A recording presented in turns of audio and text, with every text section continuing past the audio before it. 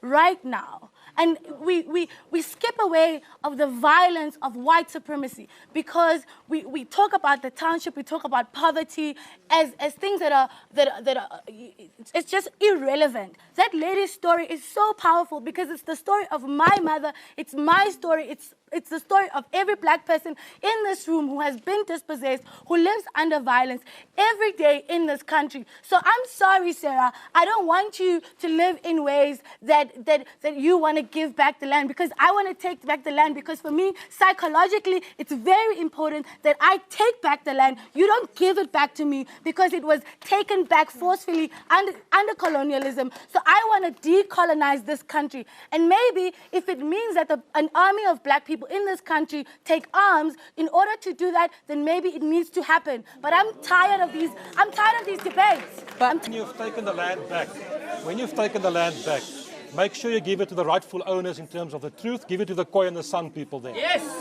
They are the rightful owners. If you want to take back the land, give it to the rightful owners. But you see, the problem is this. So are you saying that black people are also not the rightful owners of this land? If the black people are the rightful owners, where did they get the land?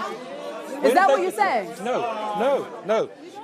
History is much more complicated than that. Much more complicated. And we can go and have a look at that. But it's a myth. It's a myth to just claim that everything belonged to this, nothing belonged to that. It's a myth.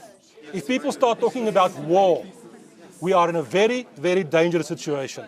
It's very easy to incite violence.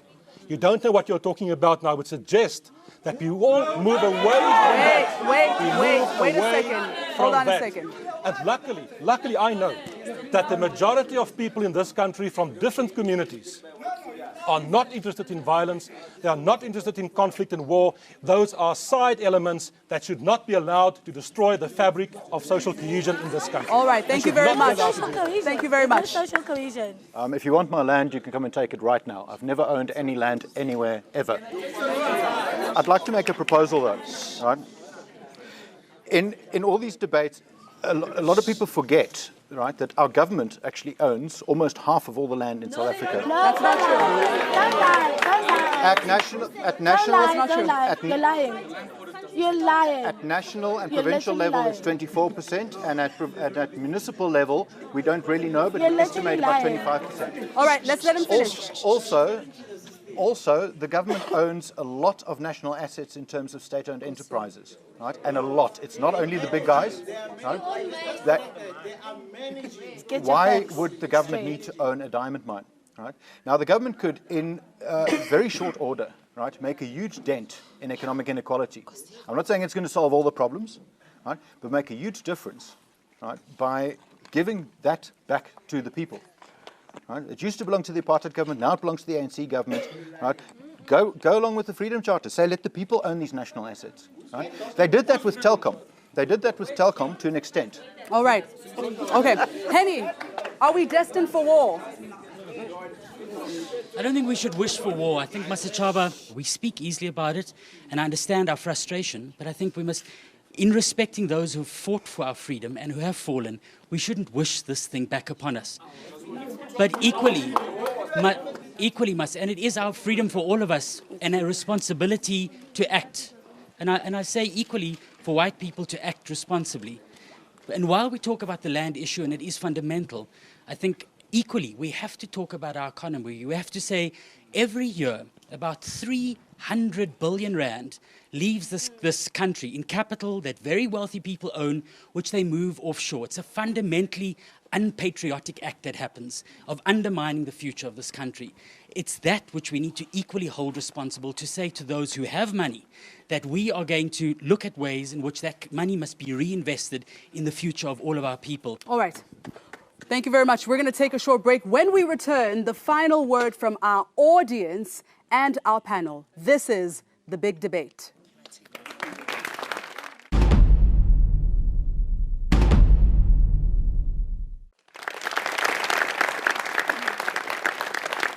Welcome back to The Big Debate on racism, inequality, and white privilege. South Africa is certainly more divided than ever. What will it take to create a real non-racist society? I think it's very important for us not to individualize this issue because I do think that we are already in an incredibly polarized condition at the moment that's been rising over the past few years. So the thing is, we are in a situation of contestation. Let's keep up that political contestation around ideas. What are the best models? What are the best ways to dismantle whiteness, dismantle white privilege, and look at but to throw out the constitution in the process, to say we need a war to fix this, I think is actually not actually giving credence to the lives that were lost, to the very hard battles that were fought. I think we need to understand that there is no vehicle in this country that is being used to drive social cohesion.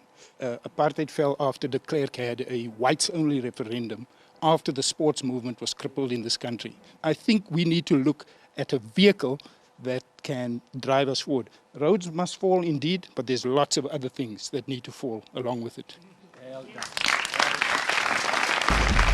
When land was violently taken from black people, it was taken as a resource to life, to access to life. When 35,000 families own 80% of the land in South Africa, they own the economy of South Africa.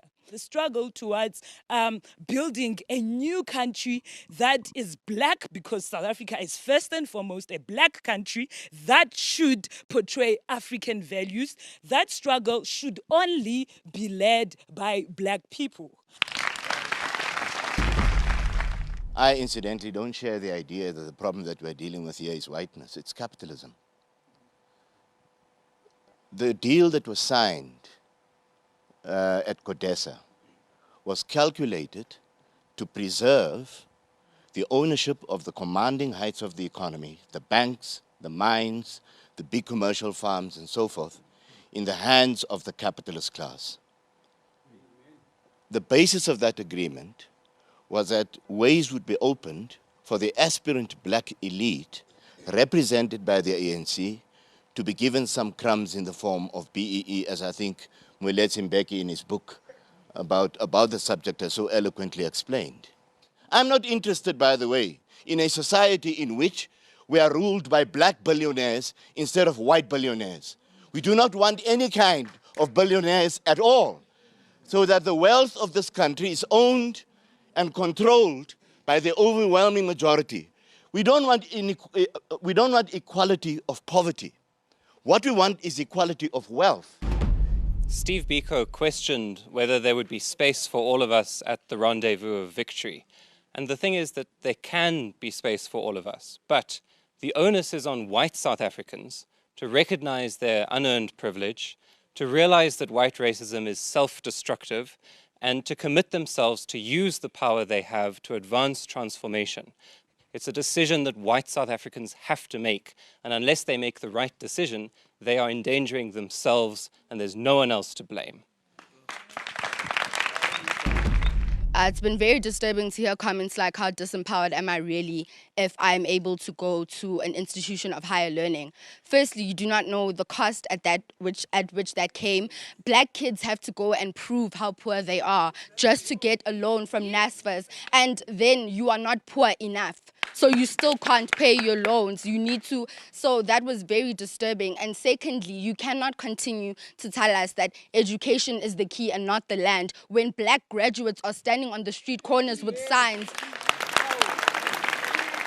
You're watching The Big Debate. When we come back, closing statements from our panel.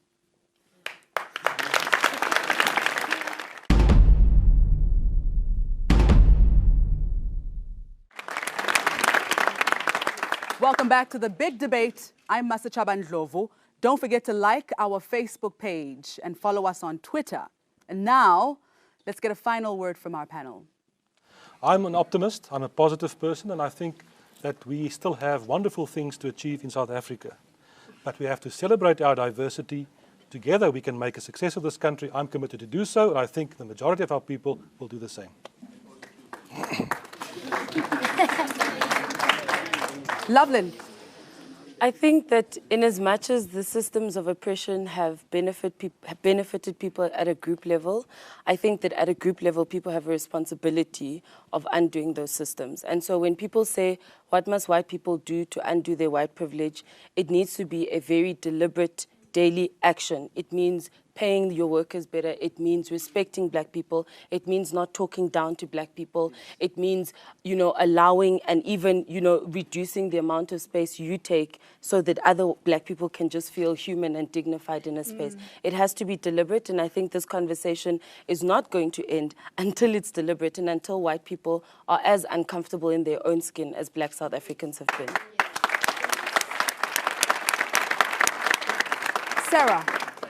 I really just want to echo those statements that it's an active process of working towards disrupting whiteness, of working towards decolonization, and that no white South African should feel comfortable in their skin.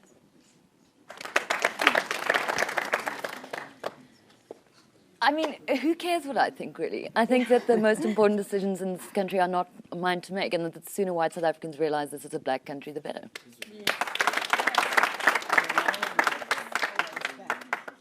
I believe, as I said, inequality is unacceptable, must be changed. I think racism must be rooted out. I think intolerance, as I've seen in this debate, must also be rooted out.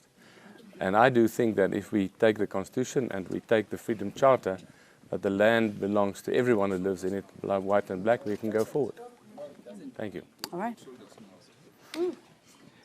The thing is, if you antagonize different groups and different races, right, this is only going to go one way, and that's going to end up in war. Right? Now, there are solutions. There are ways of dealing with this, and the government can make a huge dent in inequality simply by its own policy towards state-owned enterprises, towards state-owned land, and how, for that matter, it regulates business. Thank you. Datembeki. We have seen the war in Syria, what it does, and I strongly discourage those who think it will solve the problems of South Africa by us fighting amongst a civil war amongst us South Africans. Thank you. I think the discussions around not inciting war are based on and not understanding how the concentration camps, currently known as townships, are actually war zones. There's an urgency for black people to be able to breathe in their own country, in their own land. And that's a necessary process that needs to happen. And decolonization on a structural level, the economy, education, medicine, everything needs to happen in this country. And if foundations like the de Klerk Foundation, by criminalizing young people who are angry, who can't breathe, who are in so much pain, in a violent system, is only just, as this gentleman behind me had said, is just speeding up that process. Thank you. Abraham? Land restitution is important. Economic redress is important. You can't just say, as long as you overthrow capitalism, then you'll have attain total societal transformation. That level of reductionism actually makes nonsense of a very complex project that you're involved in. That's not cool. What potentially makes nonsense of our democratic project must be the concentration of power in the hands of small groups of people. Ultimately, I think that is what the fight against racism is about, and equally what the fight against the ownership of the economy in the hands of very few people is about. So I think for us to be able to look at a future as a country, it has to be to dealing with economic inequality and dealing with the power that very, very few people have in our country and the dispossession that results in. Thank you, Henny. I think it is very important to keep on with this debate and to keep it honest and frank. So, so everybody should be heard and everybody's view should be respected. I strongly believe that education is a crisis in this country, and that will help to dissolve inequality. So there is 80% of schools in South Africa is dysfunctional, and that is unacceptable. Thank you very much.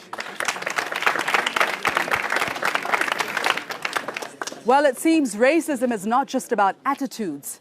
It's also about the power to harm other people's lives. And in South Africa today, millions of black people's lives are damaged by an economy and a society which is rigged in favor of the rich. And the richest South Africans are still mostly white.